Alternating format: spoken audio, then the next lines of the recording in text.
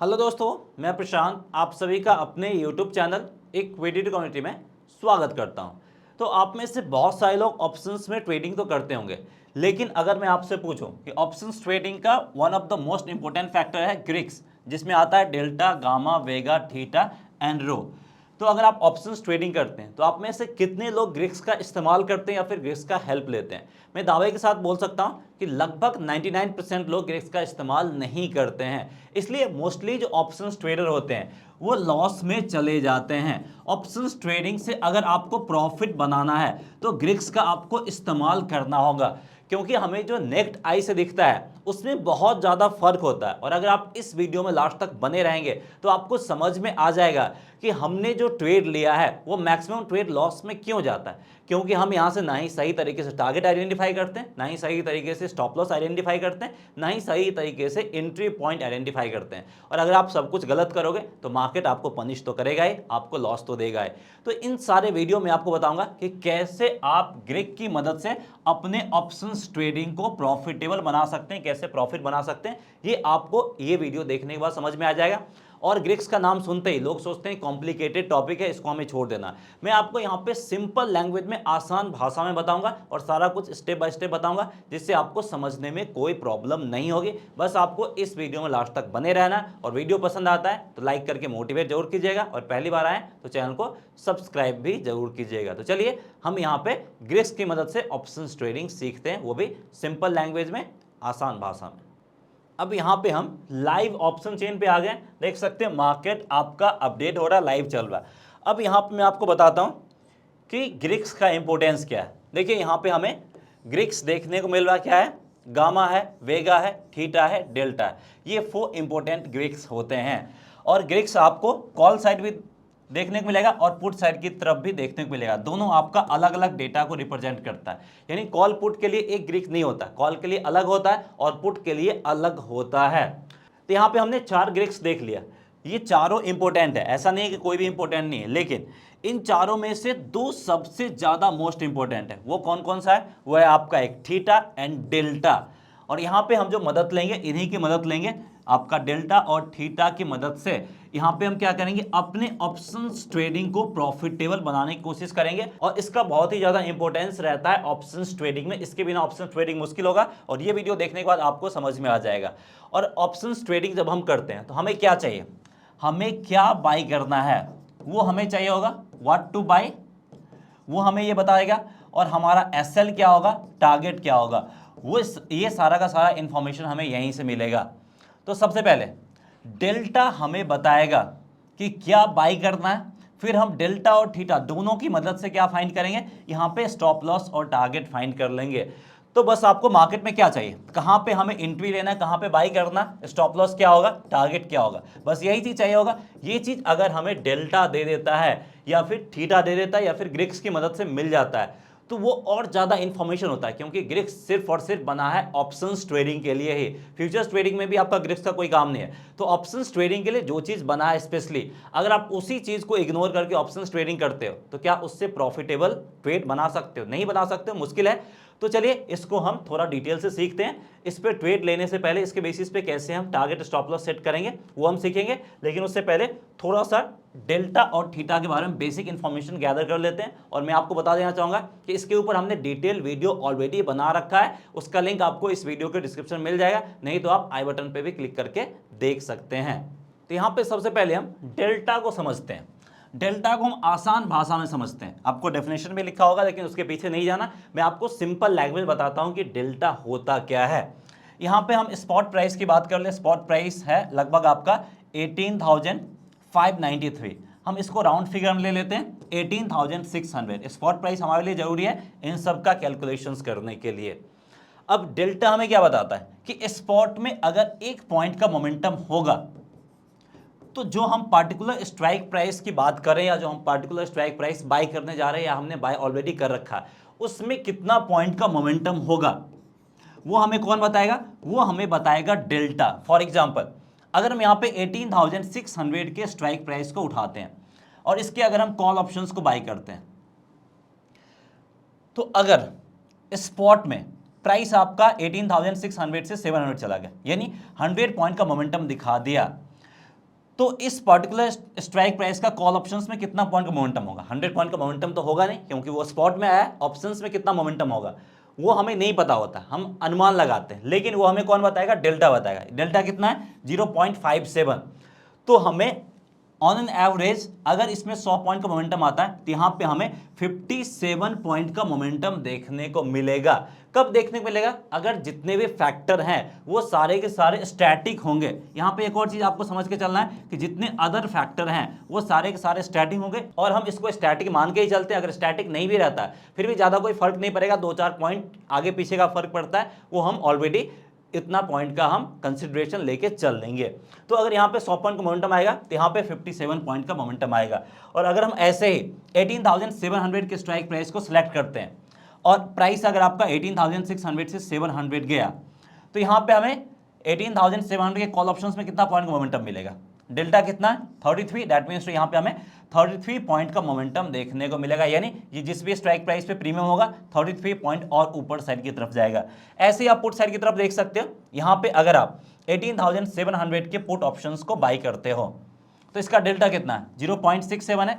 Put side की तरफ delta आपका माइनस में होगा और कॉल साइड की तरफ आपका प्लस में होगा, तो उसको आपको इंक्लूड नहीं करना है, बस आपको देखना पॉइंट कितना है। तो 0.67 है। दैट मीन्स टू अगर प्राइस आपका अभी 18,600 पे है, यहां से 100 पॉइंट अगर गिरता है तो ये हमें कितना पॉइंट का मोमेंटम दिखाएगा? ये हमें 67 पॉइंट का मोमेंटम दिखाएगा। और अगर मार्केट हमारे अगेंस्ट जाता है, फॉर एग्जांपल प्राइस आपका 600 पे 600 से 700 आ गया, तो ये जो है ये आपका 67 पॉइंट का निगेटिव मूव भी दिखाएगा।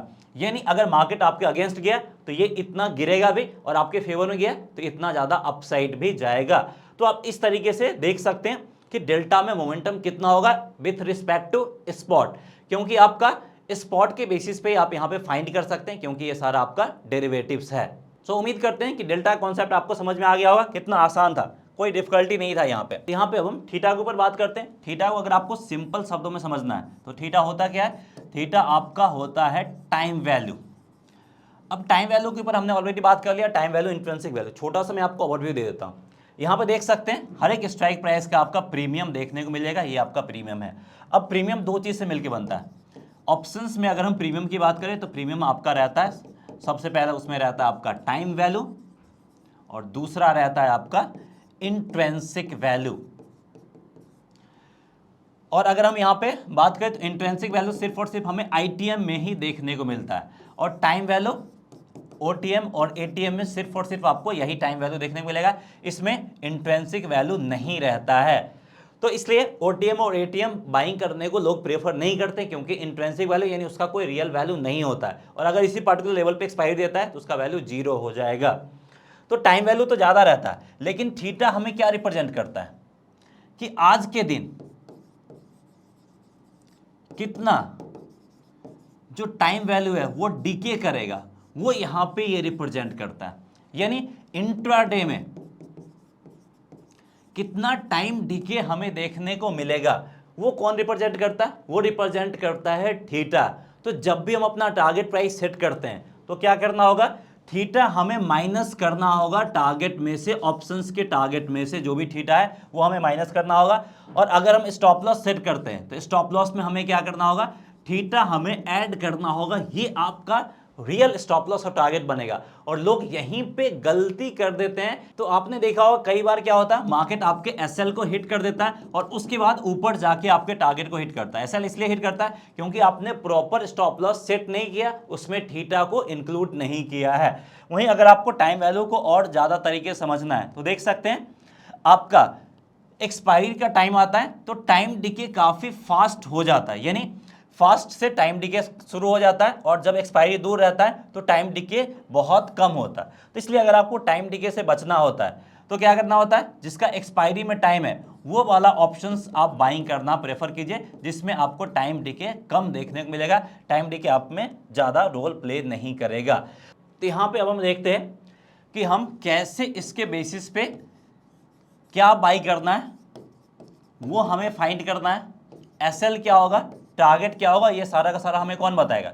ये सारा का सारा हमें बताएगा थीटा एंड डेल्टा की मदद से ये सारा कुछ हम फाइंड कर लेंगे। और यही चीज लोग जनरली फाइंड नहीं करते, इस कारण से उनका स्टॉप लॉस बार बार हिट होता है या फिर स्टॉप लॉस हिट करके टारगेट वापस से हिट होता है या फिर प्रॉफिट नहीं मिल पाता है। तो ये चीज आपको यहाँ पे समझना बहुत ज्यादा जरूरी है और ये क्रूशियल इंफॉर्मेशन आपके साथ बहुत कम जगह शेयर किया जाएगा। तो देखिए प्राइस आपका अभी 18,600 पे, हमें लग रहा है कि यहां से प्राइस आपका 18,700 यानी 100 पॉइंट का अपसाइड मोमेंटम दिखाएगा। तो अब यहां पे हम कौन सा स्ट्राइक प्राइस बाय करें? सबसे पहला वो क्वेश्चन है कि व्हाट टू बाय, क्या हम बाय करें? हमें वैसा स्ट्राइक प्राइस बाय करना होगा जिसका डेल्टा 0.5 से ऊपर हो। इसका मतलब क्या है? इसका मतलब ये है कि एटलीस्ट 100 पॉइंट के मोमेंटम पे हमें यहां पे मिनिमम 50 पॉइंट का मूवमेंट देखने को मिले उस पर्टिकुलर स्ट्राइक प्राइस में। तो यहां पे देखिए 18,600 का डेल्टा अगर आप चेक करें तो कितना है आपका 0.57 है। तो हमें एटलीस्ट 18,600 के कॉल ऑप्शंस को बाइंग करना होगा, इससे हम ऊपर नहीं जा सकते। जैसे अगर हम मेरा मन करे 18,650 के कॉल ऑप्शंस को बाइंग करने का या फिर 18,700 के कॉल ऑप्शंस को बाइंग करने का, तो ये काम हम यहाँ पे नहीं कर सकते। हमें यहाँ पे 18,600 या फिर उससे नीचे 18,550 500 के कॉल ऑप्शंस को बाइंग कर सकते हैं, क्योंकि इन सब का जो आपका डेल्टा है वो 0.50 से एबव है। तो ये सारा काम कर सकते हैं, 0.50 से कम वाले को हम यहाँ पे बाइंग नहीं करेंगे। पहला ये क्लियर हो गया कि हम क्या बाई कर सकते हैं, व्हाट टू बाय, इसका आंसर हमें मिल गया। अब हमारे लिए टारगेट स्टॉप लॉस क्या होगा? तो स्पॉट में मोमेंटम कितना है? स्पॉट में 100 पॉइंट का मोमेंटम है। अब 100 पॉइंट के मोमेंटम के बेसिस पे हमारे स्ट्राइक प्राइस में कितना मोमेंटम देखने को मिलेगा? वो देखने को मिलेगा 57 पॉइंट का। ये कहां से हमने पता किया? ये हमने पता किया डेल्टा से। अब यहां पे देखिए क्या हमें पूरा का पूरा 57 पॉइंट मिलेगा? नहीं मिलेगा, क्योंकि इसमें आपका थीटा भी है। हम मान के चलते हैं कि 11 रुपीज का आज हमें टाइम डीके देखने को मिलेगा, यानी जितना पॉइंट का मोमेंटम आएगा उसमें से 11 रुपया हमें माइनस करना होगा। तो यहां पे हम 57 माइनस 11 कर दें तो ये आपका हो जाएगा आपका 46। तो 46 रुपीज की हमें एक्चुअल मोमेंटम देखने को मिलेगा। तो अगर हमें यहाँ पे टारगेट प्राइस अपना सेट करना है तो क्या करेंगे? प्रीमियम कितना है? प्रीमियम आप चेक कर सकते हैं 81 है। तो यहाँ पे हमारा टारगेट क्या होगा? 81 प्लस 46, ये आपको यहाँ पे आपका टारगेट प्राइस आता हुआ दिख जाएगा। वहीं अगर हमें यहाँ पे स्टॉप लॉस सेट करना, फॉर एग्जांपल स्टॉप लॉस आप स्विंग लो ले सकते हैं, लेकिन जनरली हम क्या करते हैं, अगर स्पॉट में हमने 100 पॉइंट का टारगेट सेट किया है तो अगर हम यहाँ पे 50 पॉइंट का स्टॉप लॉस लगाते हैं तो स्पॉट के लिए तो ठीक है, रिस्क रिवार्ड रेशियो आपको 1:2 आ रहा। लेकिन अगर आप इसी स्टॉप लॉस के बेसिस पे ऑप्शंस में भी ट्रेड करते हैं तो आपका नुकसान क्या होगा वो आपको यहाँ पे चेक करना है। तो सबसे पहले स्टॉप लॉस 50 पॉइंट का है तो ऑप्शंस में कितने पॉइंट का मोमेंटम आएगा? इसका half, that means to 27 point हो गया। यानी इसके बेसिस पे हमें क्या करना होगा? 27 पॉइंट का स्टॉप लॉस रखना होगा। लेकिन नहीं, हम यहाँ पे थीटा को तो भूल ही गए। अब यहाँ पे टारगेट में से माइनस होगा लेकिन स्टॉप लॉस में प्लस हो जाएगा, तो 27 प्लस 11 ये हमारा क्या बनेगा? ये हमारा एक प्रॉपर स्टॉप लॉस बनेगा। दैट मीन्स टू यहाँ पे हमें 37 पॉइंट का प्रॉपर स्टॉप लॉस लगाना होगा। तो यहाँ पे हमारा स्टॉप लॉस ये हमारा बन गया टारगेट एसएल। अगर हमें यहाँ पे रखना है तो 81 माइनस 37 ये हमारा बनेगा एसएल। तो देखिए आपका यहाँ पे टारगेट कितना है? टारगेट है 46 पॉइंट का, एसएल है 37 पॉइंट का। रिस्क रिवॉर्ड रेशियो हमारे फेवर में है? बिल्कुल भी हमारे फेवर में नहीं है। स्पॉट में हमारे फेवर में है लेकिन ऑप्शंस में हमारे फेवर में नहीं है, और यही गलती करते हैं लोग प्रॉपर स्टॉप लॉस सेट करने में। आपको अगर स्टॉप लॉस चाहिए होगा तो 37 पॉइंट का आपको रखना होगा। अगर मार्केट आपके अगेंस्ट 50 पॉइंट का मोमेंटम दिखाता है तो इससे ऊपर नीचे कहीं भी रखेंगे तो आपका स्टॉप लॉस हिट हो सकता है। किसके कारण से? टाइम वैल्यू थीटा के कारण से। तो यहाँ पे हमने दोनों फैक्टर को इंक्लूड किया और इस तरीके से अगर आप ऑप्शंस में अपना टारगेट स्टॉप लॉस सेट करेंगे तो ये आपका परफेक्ट होगा, जिसके हिट होने के चांसेस कम है। तो यहाँ पे हम इतना बड़ा स्टॉप लॉस नहीं रख सकते हैं। स्टॉप लॉस जो हमें सेट करना होगा वो स्पॉट के बेसिस पे अगर आप सेट करें तो लगभग आपको यहाँ पे 30 पॉइंट के आसपास का सेट करना होगा, तब जाके आपको यहाँ पे एक प्रॉपर सटीक विथ रिस्क रिवॉर्ड रेशियो आपको मिलता हुआ दिखेगा। तो अब आपको समझ में आ गया कि हम लोग गलती कहाँ पे करते थे। एंट्री पॉइंट तो चलिए हम लोग सही फाइंड कर लेते थे, लेकिन गलती कहाँ पे होता था? टारगेट स्टॉप लॉस सेट करने में। और सही टारगेट स्टॉप लॉस हमें कौन बता रहा? थीटा और डेल्टा की मदद से हमने एंट्री पॉइंट भी फाइंड कर लिया, क्या बाई करना है। उसके बाद हमारा टारगेट स्टॉप लॉस क्या होगा वो भी हमने फाइंड कर लिया। इसी तरीके से आप काम करेंगे तो आप अपने ऑप्शंस ट्रेड के एक्यूरेसी लेवल को इंप्रूव कर सकते हैं। तो उम्मीद करते हैं ये कॉन्सेप्ट थोड़ा कॉम्प्लिकेटेड था, लेकिन आप सिंपल तरीके से समझ गए होंगे। कुछ भी डाउट या कंफ्यूजन होगा तो आप हमें कमेंट सेक्शन में बता सकते हैं। अगर आपको कुछ भी और प्रॉब्लम होगा तो इसके ऊपर हम फ्रेश एक और वीडियो बनाएंगे, जिससे आपका ये कॉन्सेप्ट और क्लैरिटी के साथ समझ में आ जाए। सो दैट्स ऑल, इस वीडियो में इतना है। मिलते हैं नेक्स्ट वीडियो में। जय हिंद।